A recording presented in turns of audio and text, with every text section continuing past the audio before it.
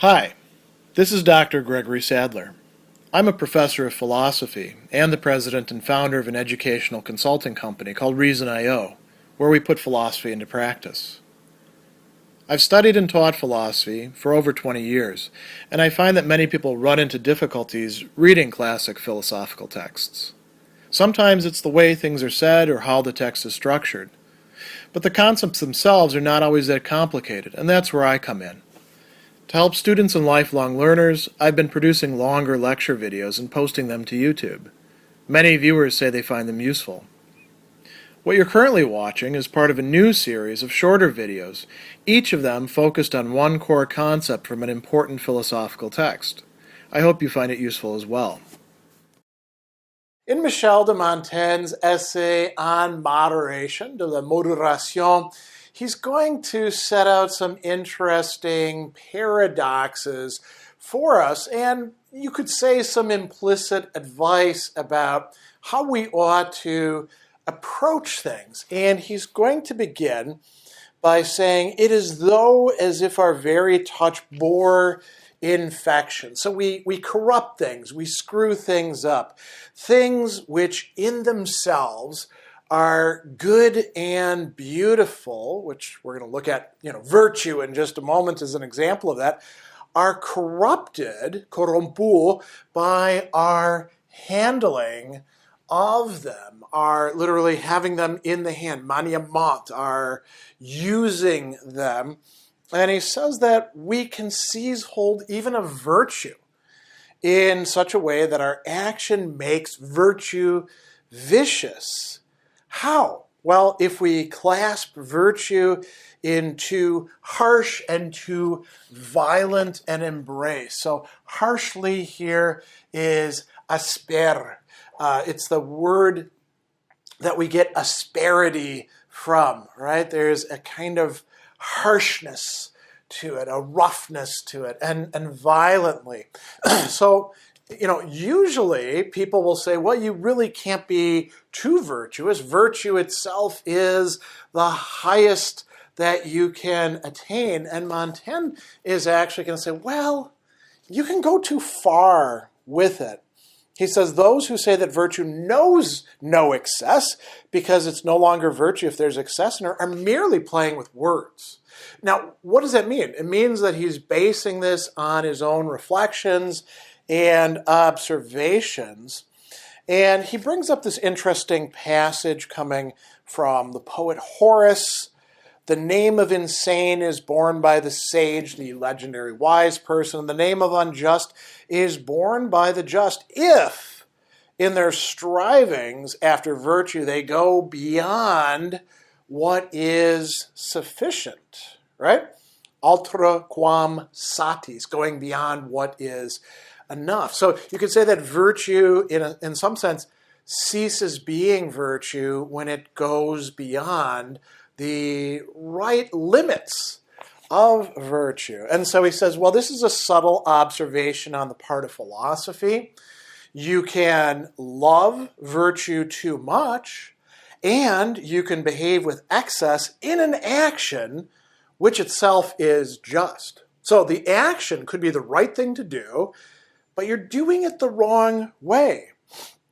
He says, Scripture itself, the voice of God, adapts itself fittingly to that bias. Be not more wise than it behooveth, but be soberly wise, right? Coming from Romans. And he gives a few examples of this. He says, I've seen one of our great noblemen harm the reputation of his religion by showing himself religious beyond any example of men of his rank.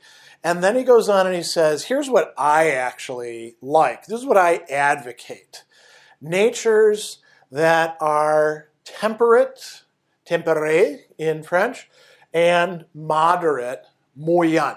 So moyen means in the middle. And so the moderation here is not just, sort of like being fastidious or not taking enough or anything like that. It's taking the right amount. There's a due proportionality to it.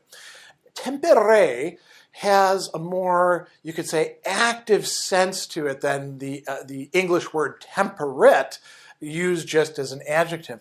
They are people that are bringing temperance in, right? Or they have been made temperate.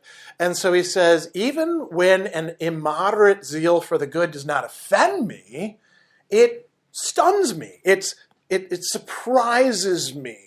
Right? And he's going to give a couple examples of this. Pausanias' mother, who makes the first accusation against her son and brings the first stone to wall him up for his death.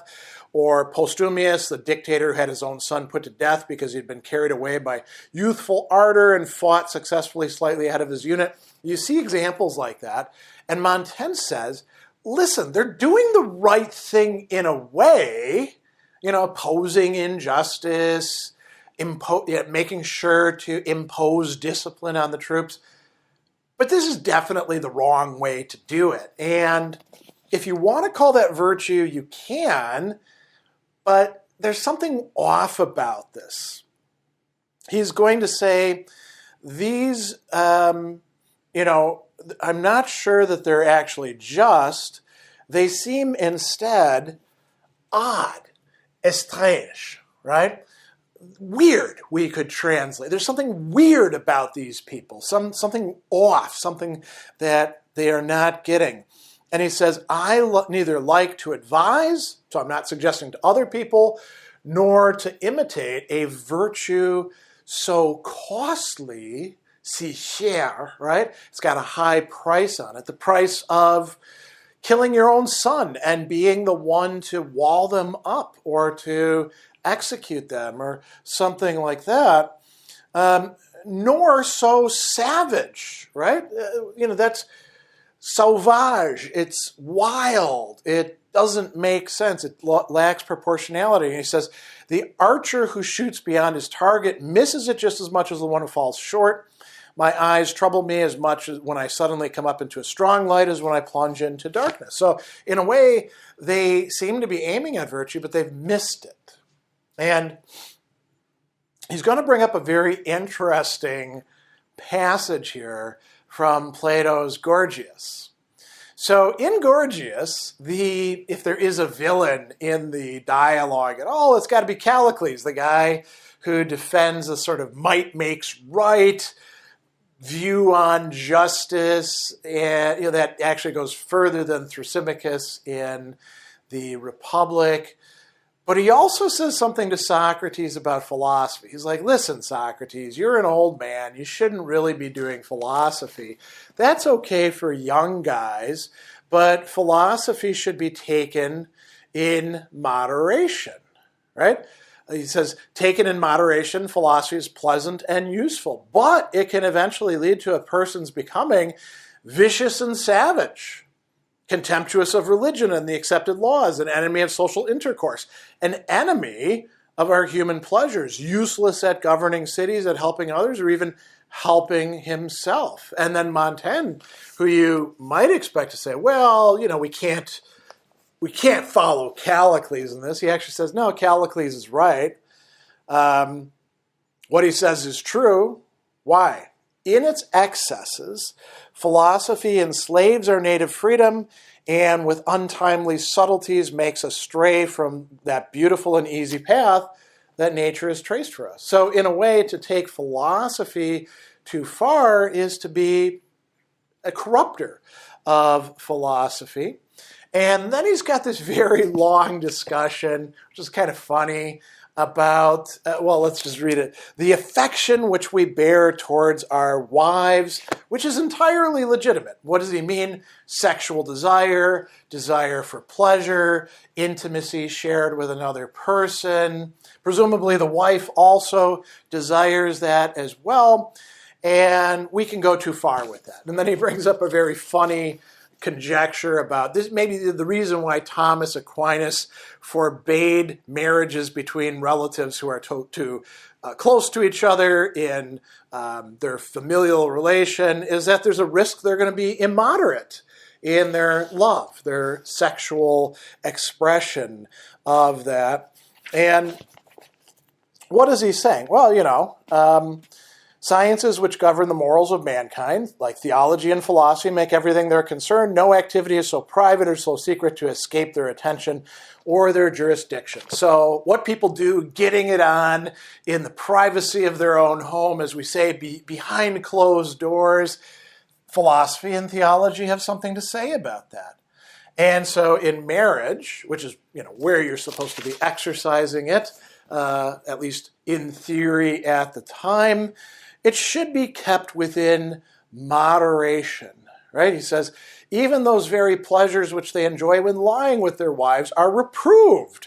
If not kept within moderation, you can fall into license and excess in this as in matters unlawful. And he says, it's natural when you first get together, you haven't had sex with each other, now you're married, you're having a lot of fun. He says, those shameless caresses which our first ardor suggests to us in our sex play are not only unbecoming to our wives, but harmful to them when practiced on them. At least let them learn shamelessness from some other hand, right? So the suggestion here is, we should have sex. That's a good thing to do, but don't be too into it, not too much, not too often, just enough to take the edge off. Or rather, what is the goal of it? It's for making babies, right? He's going to say, that this is the goal for intercourse. Its chief end is procreation.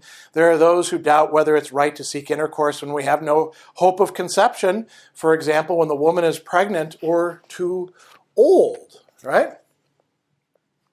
But he also goes on and observes that, our marriages are a religious, and he calls it devout bond.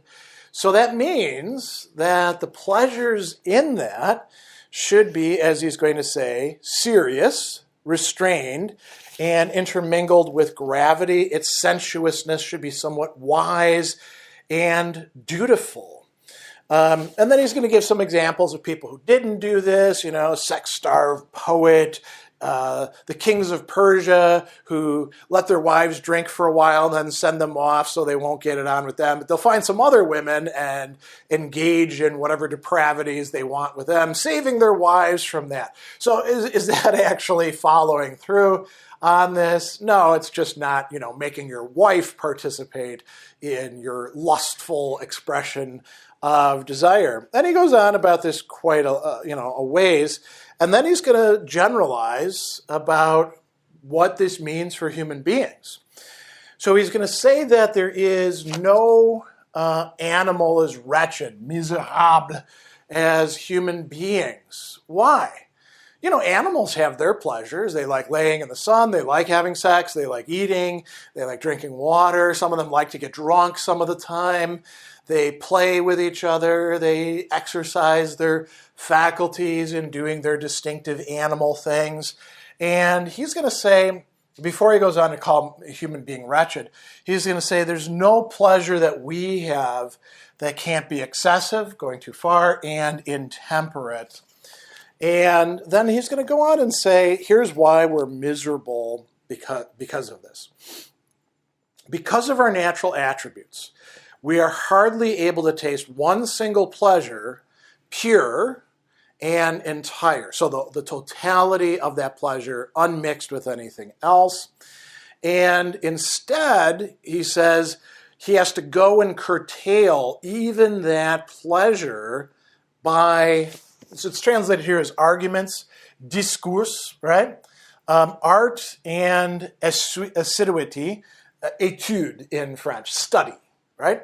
So we actually restrict our pleasures. And he says he's not wretched enough until he's increased his wretchedness by art and assiduity, right?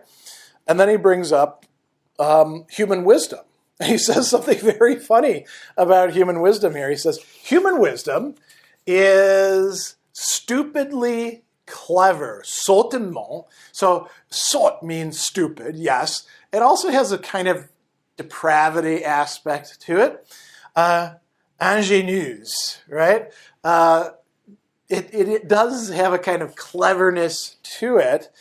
And he says it's stupidly clever when used to diminish the number and sweetness of such pleasures as do belong to us.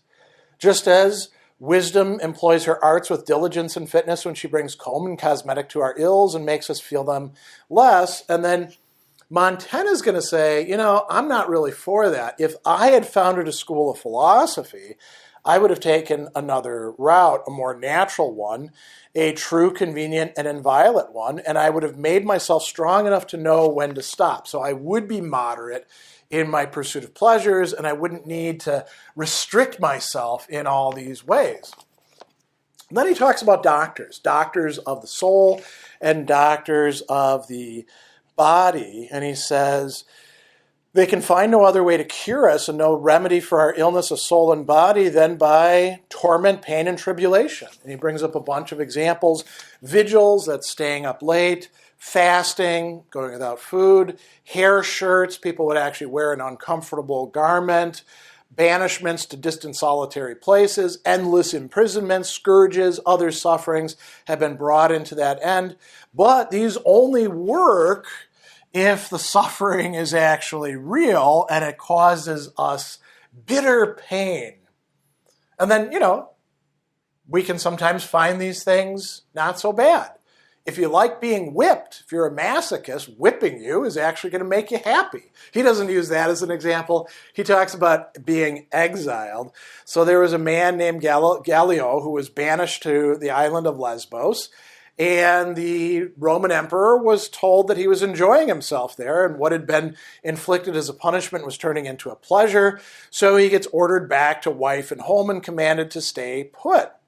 He says if a man's health and happiness were made keener by fasting, or if he found fish more tasty than meat, it would cease to be a salutary, that is, healthful prescription. Just as drugs prescribed by the other kind of doctor have no effect on anyone who swallowed them with pleasure and enjoyment. And so he says the bitter taste and hardship are attributes which make them work. And he brings up rhubarb, of all things. Now, rhubarb was used as a sort of medical concoction back in the old days. If you've ever had rhubarb straight by itself, it's very, very sour and kind of puckery, makes it tough to eat. And it also can hurt your stomach a bit. So it's kind of funny that, he's bringing that up here. And then he ends with a kind of digression about people engaging in sacrifices and massacres and killings that actually, it's interesting to look at because he's talking in large part about Americans, meaning the Aztecs, but it's not clear exactly what this is supposed to advance the argument in the course of this essay. And I think this is a good place to stop. Montaigne thinks that we're best off when we can actually be moderate and temperate. But it's quite difficult for us because pleasures do bring us in, and there is a temptation to enjoy them as much as possible. But if we can keep them in check, well, then we're going to have a pretty happy life.